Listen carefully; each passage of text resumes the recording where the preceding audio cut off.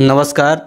आज हमारे साथ में एडवोकेट मनोज दोहन जी हैं जो यूनिनेस्ट मिशन के संस्थापक हैं और हमारे साथ में अभी जो जाट आंदोलन हुआ 2016 में उसमें वो 2016 में उनको गिरफ्तार करते हैं और 2016 में गिरफ्तार करने के बाद 3 साल 9 महीने के बाद नवंबर में अभी वो जेल से बाहर आते हैं। सबसे पहले एमएन टीवी पर आपका स्वागत है। हाँ, थैंक यू, आपका धन्यवाद। मेरा सबसे पहला सवाल आपसे ये है कि यूनियनिस्ट मिशन जो है वो क्या है? यूनियनिस्ट मिशन असल में 1923 में सर फजल हुसैन और सर छोटू राम जो पंजाब के लीडर थे, उन्होंने पंजाब में यूनियनिस्ट पार्टी की स्थापना की थी। नेशनल यूनियनिस्ट पार्टी की स्थापना पंजाब में 1923 में सर फजल हुसैन और सर छोटू राम जी ने की थी, जिस पार्टी की 1923 से लेकर 1947 तक पंजाब पर एक छत्र उनकी हुकूमत रही। तो यूनियनिस्ट पार्टी पंजाब के गरीब गुरबों के लिए, पंजाब के जमींदारों के लिए, पंजाब के दलितों के लिए, पंजाब की अक़लियत के लिए, मुसलमानों के लिए काम करने वाली एक पार्टी थी, जिस पार्टी ने पंजाब की धरती से 1947 से पहले मंडी और फंडी की हुकूमत को ख़त्म कर दिया था। 1947 में इस पार्टी को तोड़ने के लिए मंडी और फंडी की जो शक्तियां थी, उन्होंने पंजाब का विभाजन करवा दिया, जिसे हम भारत के विभाजन के नाम से जानते हैं। तो 9 जनवरी 1945 को इस यूनियनिस्ट पार्टी के जो संस्थापक थे सर छोटू राम जी, उनकी डेथ हुई थी। तो 1947 के बाद इस विचारधारा को, जो मंडी और फंडी के खिलाफ थी, जो पंजाब की शोषक जातियों के खिलाफ एक विचारधारा थी, जिसके विचारधारा के ऊपर चलकर 1923 से 1947 तक इस पार्टी ने पंजाब पर हुकूमत की। सर सिकंदर हयात खान पंजाब के प्रीमियर बने, सर मलिक खिज़र हयात खान टिवाना पंजाब के प्रीमियर बने। तो हम लोगों ने इस पार्टी की जो विचारधारा थी, इसको लेकर दोबारा से 9 जनवरी 2015 को, चूँकि सर छोटू राम की डेथ 9 जनवरी 1945 को हुई थी, तो हमने 9 जनवरी 2015 को इस मिशन को, कि हम उसी विचारधारा को पंजाब की धरती पर और पूरे उत्तर भारत में प्रोपगेट करेंगे, जिस विचारधारा को हमारे महापुरुषों ने शुरू किया था। इस वजह से हमने कि सर छोटू राम तेरा मिशन अधूरा, यूनियनिस्ट मिशन करेगा पूरा। सर फजल हुसैन तेरा मिशन अधूरा, यूनियनिस्ट मिशन करेगा पूरा। तो इस बात को मद्देनज़र रखते हुए सर छोटू राम के अधूरे छूट गए मिशन को पूरा करने के लिए हमने इस यूनियनिस्ट मिशन की स्थापना 2015 में की, और ये मिशन अब जो है पूरे उत्तर भारत में फैल चुका है और इसका बीज हमने बो दिया है। मनोज जी, आप जेल में रहे काफ़ी समय तक, 3 साल 9 महीने लगभग आपने जेल में बिताया। क्या क्या केस लगे थे आपके ऊपर? सर, मेरे ऊपर जो सबसे बड़ा केस था, जिसको ये लोग सबसे पहले लगाते हैं, वो केस मेरे ऊपर है, अब भी है। वो उसमें देशद्रोह की धारा है, क्योंकि देश का मतलब जो है, उसमें ये देश में हमें शामिल नहीं करते। जो मंडी और फंडी की हुकूमत से विद्रोह करेगा, इनके लिए देश का मतलब है केवल भद्र लोग, केवल इन्हीं का जो है मंडी और फंडी की हुकूमत। तो ये लोग, इनके लिए देश का मतलब ये नहीं है कि देश में हम लोग भी आते हैं। इनके लिए देश का मतलब है कि जो इस देश में माइक्रो माइनॉरिटी है, एक कास्ट, उस कास्ट के लोग केवल अपनी कास्ट को ही देश समझते हैं, और जो उनके खिलाफ विद्रोह करता है, उन लोगों के ऊपर ये देशद्रोह का मुकदमा दर्ज करवाते हैं। तो इसलिए मेरे ऊपर सबसे पहले इन्होंने जो है देशद्रोह की धारा के तहत मुकदमा दर्ज किया, सेडिशन के तहत मुकदमा दर्ज किया, और धाराएं तो रही ही, जैसे आगजनी की धारा है, आपके भड़काऊ भाषण की धारा है, रोड जाम की धाराएं हैं। तो मेरे ऊपर लगभग 6 मुकदमे इन्होंने बनाए जाट रिजर्वेशन के, और मुकदमे भी इस तरीके के बनाए कि सर्किट हाउस का जो मेरे ऊपर मुकदमा लगा, मैं हरियाणा में मेरे ऊपर 2 CBI के केसेस हैं जो CBI में चल रहे हैं। एक जो वित्त मंत्री हरियाणा के थे कैप्टन अभिमन्यु, उनकी कोठी को जलाने का मुकदमा, और दूसरा सर्किट हाउस को जलाने का मुकदमा।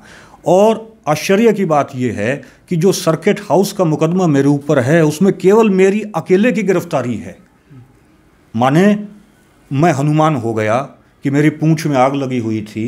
कभी मैं पूंछ को रख रहा था, टेक रहा था कैप्टन अभिमन्यु की कोठी पर, कभी मैं अपनी उस पूंछ को ले जाके रख रहा था सर्किट हाउस पर, और सर्किट हाउस में आग लग रही थी, तो मैं हनुमान हो गया, बीजेपी राम हो गई और मैं हनुमान हो गया। ऐसा कैसे संभव है कि एक आदमी, जिस सर्किट हाउस को 20 आदमी जलाना मुश्किल है, कि जिसको 20 आदमी भी मुश्किल जला पाएँ, अब मैंने उस सर्किट हाउस को जला दिया। कैप्टन अभिमन्यु की कोठी का मुकदमा, और मेरे पास एविडेंसेस हैं। जिस दिन कैप्टन अभिमन्यु की कोठी जली, जिस दिन सर्किट हाउस जला, उस दिन मैं रोहतक में अपने होटल में था जो दिल्ली बाईपास पर है, और मैं 24 घंटे अपने होटल से बाहर नहीं निकला, मैं अपने होटल के अंदर रहा। उसके बाद, और वो कैप्टन अभिमन्यु की कोठी में ना मेरे से कोई रिकवरी है, ना मेरी वहाँ लोकेशन है मोबाइल की, ना मेरी वहाँ फिजिकल प्रेजेंस है, ना कहीं वहाँ मैं किसी फुटेज में हूँ। मेरे पास उल्टा मेरे होटल की सीसीटीवी कैमरे की फुटेज है कि मैं अपने होटल में हूँ और उस दौरान मैं अपने होटल में रहा। उसके बावजूद भी मुझ पे ये मुकदमे लगाए गए और मुझे 3 साल 9 महीने तक जो है इन लोगों ने जेल में रखा।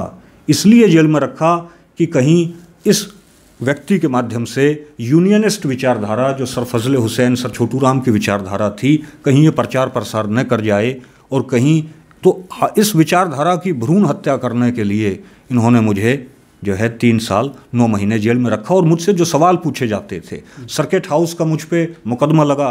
एक एएसपी आया जो उस समय एक ट्रेनिंग पर था आपके आईपीएस की, और उसने मुझसे सवाल पूछे, कहा कि आपका पाकिस्तान में क्या संबंध है। मैंने कहा, यार मैं शहर में पैदा हुआ और मेरी पैदाइश शहर की है, इवन मेरे गांव से भी ताल्लुक़ जो है बहुत कम रहा है, और तुम मेरा पाकिस्तान में ताल्लुक़ ढूंढ रहे हो। मुझसे पूछा गया, असदुद्दीन ओवैसी से तुम्हारा क्या संबंध है। तो मैंने कहा कि भाई उसके खिलाफ जो तुम लिखना चाहते हो लिख लो, मेरे साइन करवा लो, उसको पकड़ने की हिम्मत रखो, किस लिए फिजूल के सवाल पूछ रहे हो। फिर कहा कि आपका आका कौन है। माने वो चाह रहे थे कि मैं एक पॉलिटिकल लीडर का नाम लूं और उसको जो है वो फंसाएं।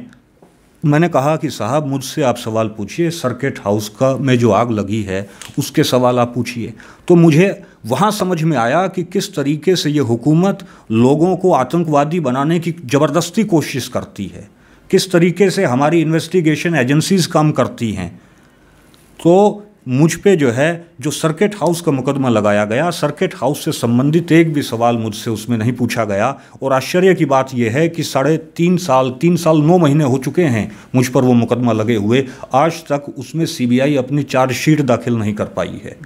माने इनकी ये इन्वेस्टिगेशन की प्रक्रिया है कि 3 साल 9 महीने हो गए, मैं अकेले मेरे गिरफ्तारी है और सीबीआई आज तक उसमें चार्जशीट दाखिल नहीं कर पाई है। तो ये इस तरीके से मुझ पे ये मुकदमे रहे और मैं 3 साल अब 9 महीने जो है जेल में रहा। हाँ मनोज जी, जिस तरीके से आपके ऊपर जो देशद्रोह का गुनाह लगा, उसी तरीके से देश में कई लोगों के ऊपर देशद्रोह का गुनाह लगा है। वर्तमान में जो हाईलाइट में कुछ लोग हैं उनके नाम बताता हूँ। एक तो कन्हैया कुमार है, उमर खालिद है, चंद्रशेखर रावण है। लेकिन इन लोगों को इतने दिनों तक जेल में नहीं रखा, आपको ही जेल में क्यों रखा? देखिए, हम लोग जिस प्रदेश से हैं, ये यूनाइटेड पंजाब का हिस्सा हुआ करता था, हरियाणा। और गुरु गोविंद सिंह जी महाराज ने ये कहा था कि 1.25 लाख से एक लड़ाऊं, तब गोविंद सिंह नाम धराऊं।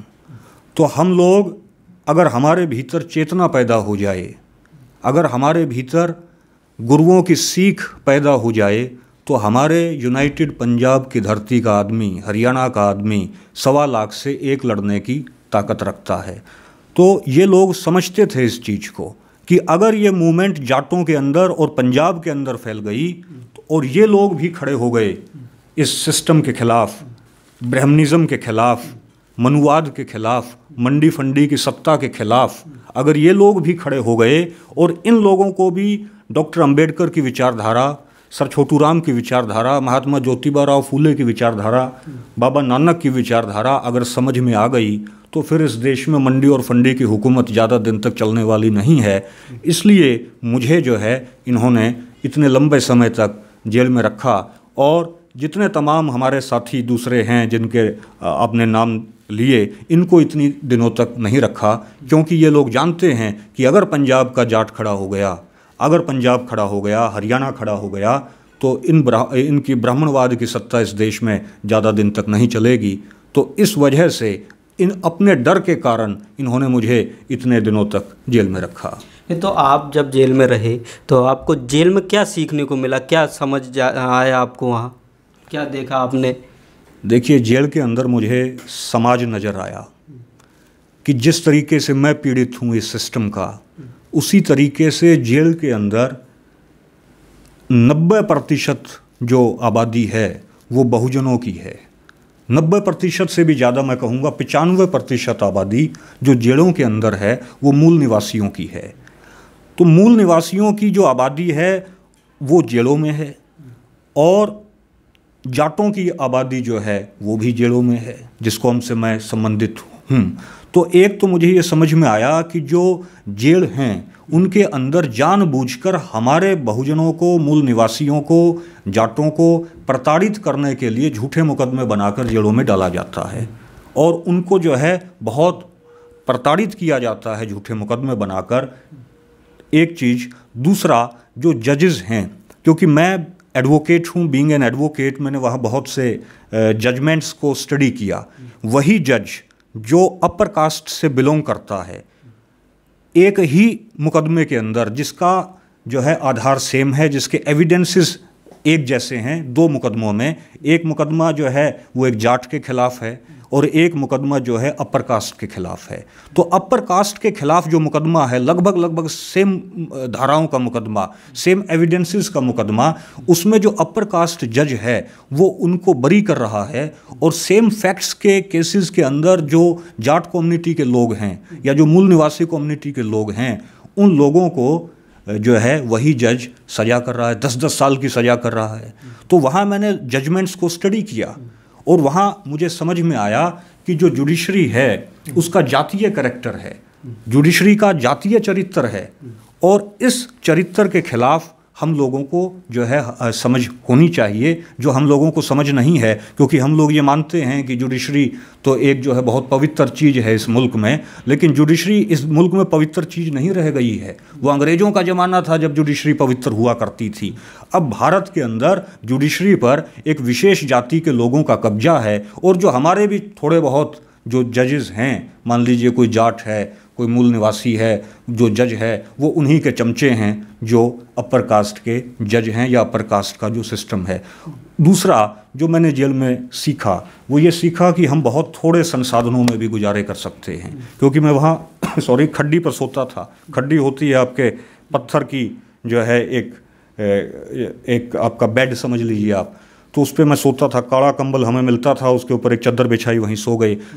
जो लंगर की रोटी आती थी वो मैं खाया करता था। 19 महीने में हाई सिक्योरिटी में रहा रोहतक की जेल में, सुनारियाँ जेल में, जिसमें बाबा राम रहीम बाद में आया है। तो चक्कियों का मतलब है कि अंग्रेज़ों के ज़माने में उसमें चक्की पीसा करते थे, अब चक्की नहीं रही पीसने की, तो वो एक आइसोलेशन का एक सेल है जिसके अंदर हार्डकोर क्रिमिनल्स को रखा जाता है। मुझे रोहतक की उन चक्कियों में जो है 19 महीने रखा गया, जहाँ ठीक है जितना उन्होंने जुल्म किया ठीक है, लेकिन मुझे वहाँ ये बात समझ में आई कि बहुत कम संसाधनों में भी आदमी गुजारा कर सकता है।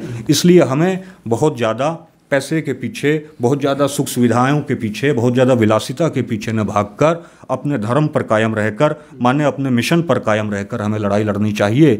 और इस लड़ाई को हम लड़ेंगे तो ही हम लोग जो है कामयाबी हासिल करेंगे। अदरवाइज़ जैसे हम जेलों में थे उसी तरीके से हमारे आने वाली संतति भी जेलों में जाएगी, हमारे आने वाली पीढ़ियां भी जेलों में जाएंगी। सर छोटू राम जी कहा करते थे कि यह भोले जमींदार, पंजाब के अंदर किसान को जमींदार कहा जाता है, तो कहा करते थे भोले जमींदार तू जो है बोलना सीख ले, अगर तू नहीं बोला तो आने वाली पीढ़ियाँ गूंगी और बहरी पैदा होंगी। तो इसलिए हम लोगों को बोलना होगा। हुकूमत जो है वो बहुत अत्याचारी है। इस अत्याचारी हुकूमत को ये कहना, हदीस में आया लिखा हुआ है कि जो राजा अत्याचारी हो उसको अगर हम कहें कि राजा तू अत्याचारी है, तो यही सबसे बड़ा जिहाद है। इस जिहाद को सर छोटू राम ने हमें समझाया और इस मूवमेंट को हम लोग आगे बढ़ा रहे हैं। जी, मेरा एक सवाल ये है कि जिस तरीके से आपने कहा कि आपने 2-3 बार वर्ड यूज किया मंडी फंडी, तो ये मंडी फंडी जो शब्द है ये क्या है? इसको ज़्यादा तो लोगों के नज़रों में नहीं है, अगर हो सकता है पंजाब में लोग जानते हो या हरियाणा में लोग जानते हैं, तो इसको अगर शुद्ध भाषा में अगर जानना या समझना है तो इसका मीनिंग क्या है? देखिए, सर छोटूराम जी कहा करते थे कि यह बहुड़े जमींदार मेरी दो बात मान ले, एक ले बोलना सीख, दूसरा दुश्मन पहचान ले। तो सर छोटूराम से पूछा कि सर छोटूराम जी, रहबर आज़म, आप कहते हैं कि दुश्मन को पहचानना सीखो, तो दुश्मन है कौन? आप ये तो बताइए कि दुश्मन कौन है। तो सर छोटूराम ने कहा कि एक मंडी तुम्हारी दुश्मन है और दूसरा फंडी तुम्हारा दुश्मन है। मंडी का मतलब है जो शोषक जाति है, माने बनिया है, और फंडी का मतलब है ब्राह्मण। तो मंडी और फंडी का मतलब है जो ब्राह्मण और बनिए की जो व्यवस्था है, जो तुम्हारा शोषण कर रही है, उसको सर छोटूराम ने मंडी और फंडी कहा। आप देखिए कि ये जो मैंने ये जैकेट पहनी है, इसका जो रेट है, इसको बनाने वाली फैक्ट्री तय करती है। जो आपके हाथ में माइक है, इस माइक का रेट जिस कंपनी ने इसे बनाया है, वो कंपनी इसका रेट तय करती है। लेकिन जो जमींदार फसल उगाता है, जो किसान फसल उगाता है, उस फसल का रेट जो है मंडी तय करती है। और फंडी जो है वो हमें बहकाता है, वो हमें लड़वाता है। 1947 में फंडी के बहकावे में आकर हमने अपने ही मुसलमान भाइयों को मारा, जो जाट थे, जो हमारे मूल निवासी भाई थे, दलित थे। हमने उन्हीं अपने 1947 में फंडी के बहकावे में आकर हमने अपने मुस्लिम भाइयों को मारा। 1984 में हमने फंडी के बहकावे में आकर अपने सिख भाइयों को मारा, जो हमारा खून है, हम उनसे अलग नहीं, हम उन्हीं के अंदर से हैं। और तो 1900 अब वहाँ आपका दंगा हुआ, आपका मुजफ्फरनगर में दंगा हुआ। उसमें जाट और मुसलमान आपस में भिड़ गए, जाटों को मुसलमानों के खिलाफ भड़का दिया, मुसलमान जो है उनको जाटों के खिलाफ भड़का दिया। तो ये भड़काने वाला, आपस में लड़वाने वाला कौन है? डिवाइड एंड रूल की जो पॉलिसी है वो अंग्रेज़ों की नहीं थी। अंग्रेज़ों ने जोड़ा है समाज को, जोड़ा इस तरीके से है, जाट रेजिमेंट अंग्रेज़ों ने बनाई। सर छोटूराम को नाइटहुड की उपाधि अंग्रेज़ों ने दी। यहाँ रोहतक में जो जाट कॉलेज, जाट स्कूल बना, 2 बार ज़मीन को अधिग्रहित करके, ज़मीन का अधिग्रहण करके अंग्रेज़ों ने दिया। सर छोटूराम ने 30 साल अखबार चलाया, जाट गजट, 1916 से लेके 1945 तक, और 47 तक भी वो अखबार चला। 45 में उनकी डेथ हो गई थी। उस अखबार को एडवर्टीजमेंट कौन देते थे? 30 साल अखबार चलाना कोई हंसी खेल नहीं है। 30 साल अखबार एडवर्टीजमेंट के दम पर चलता है। उस अखबार में एडवर्टीजमेंट अंग्रेज दिया करते थे। तो अंग्रेज जो है, उन लोगों ने फूट डालो राज करो की नीति अंग्रेजों की नहीं थी। फूट डालो राज करो की नीति सर छोटूराम हमें समझाया करते थे।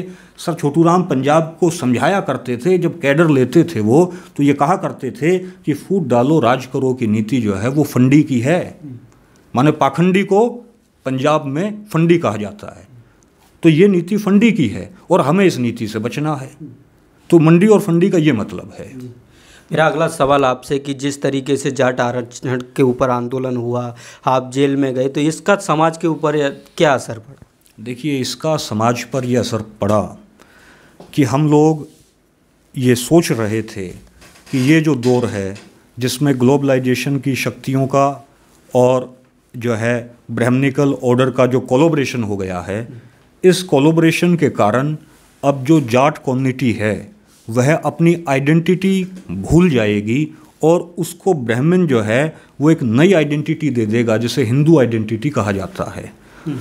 और हमें इस बात का डर था कि जाट आइडेंटिटी अगर डिसॉल्व हो गई, अगर जाट आइडेंटिटी ख़त्म हो गई, हमारे भविष्य में आने वाली जो पीढ़ी है, जो अभी छोटे छोटे बच्चे हैं, उनको मालूम ही नहीं रहा कि तुम्हारे पुरखे कौन हैं और तुम्हारे पुरखों ने किस तरीके से इस पंजाब की धरती पर, भारत की धरती पर संघर्ष किया था। तो फिर इस कौम का कोई भविष्य नहीं है।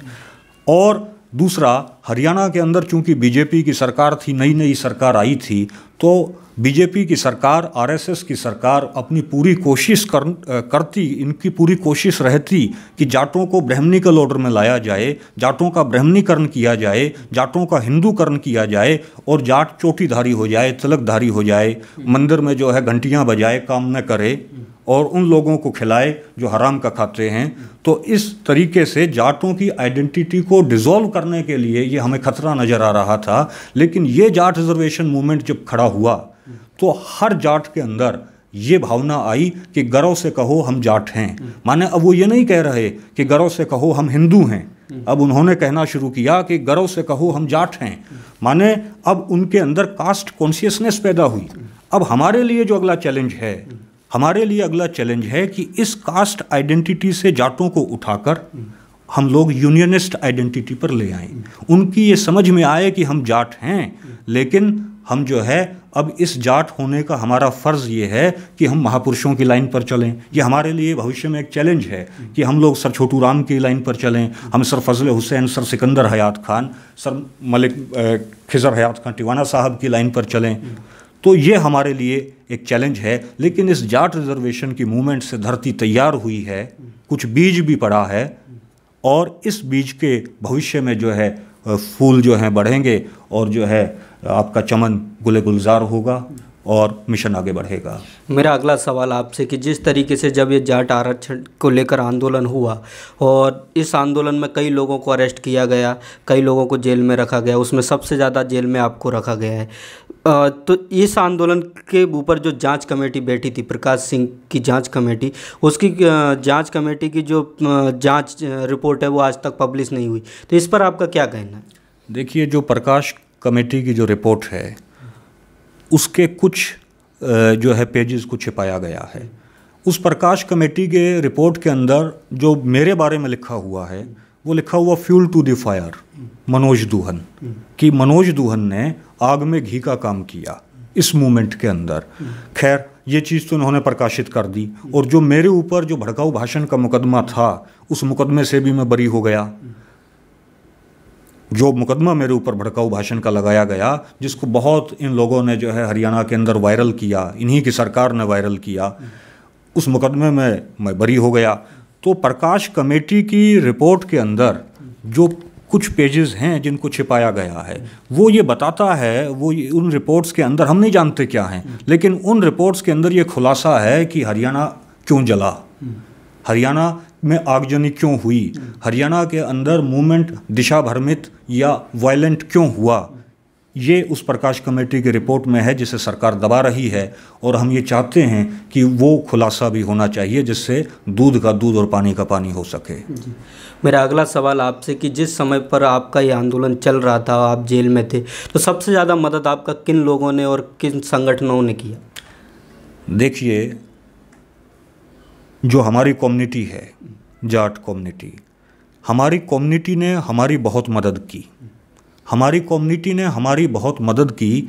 शायद ही कोई जाट परिवार रहा होगा पूरे हरियाणा के अंदर जिसने जो है पैसा जो है हमारी मदद के लिए अपनी जेब से न दिया हो, लेकिन वो मदद हम तक पहुंच नहीं पाई। अरबों रुपया इकट्ठा हुआ, करोड़ों रुपया नहीं, अरबों रुपया इकट्ठा हुआ, लेकिन उसमें से एक पैसा भी हम तक नहीं पहुंच पाया, क्योंकि हमारे अंदर जाने के बाद सरकार ने जो जिसको कहा गया कि चमचा युग के चमचे जो हैं, उन चमचों को जाट कम्युनिटी के, जो जाट कम्युनिटी में जो भड़वे लोग थे, उनको लीडर जो है मीडिया के माध्यम से बनाया गया। और उन लोगों के नाम लेने की ज़रूरत नहीं है, क्योंकि एक यूपी का भी आदमी है जो जाट कम्युनिटी का जो है बाद में लीडर बन गया था, और उसको जो है पैसा जो है उसने सारा कलेक्शन किया, और उस सारे कलेक्शन को वो जो है खा गया, और हम तक जो है कुछ पहुंच नहीं पाया।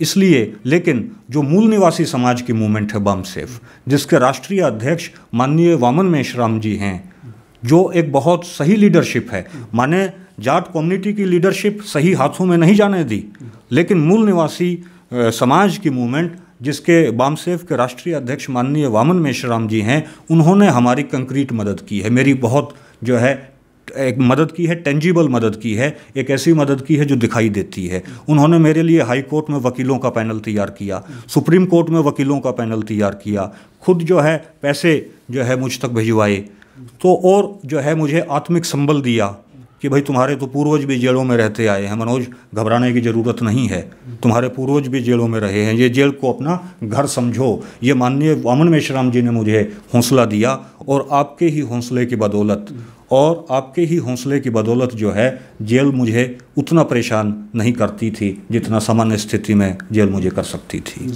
मेरा आखिरी सवाल आपसे कि अभी आप जेल से बाहर आ गए हैं और जाट आरक्षण जिसके लिए आज जाट आरक्षण के लिए आंदोलन हुआ था वो भी जाटों को नहीं मिला है, तो आगे भविष्य की क्या रणनीति है?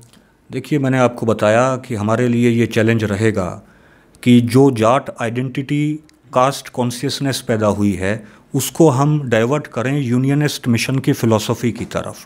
तो हमारी जो भविष्य में योजना रहने वाली है, हमारी यही रहने वाली है कि अब जो जय जाट बोलने वाले लोग हैं वो अब जय योद्धे बोलना शुरू करें, वो अब सर छोटू राम की जय बोलना शुरू करें।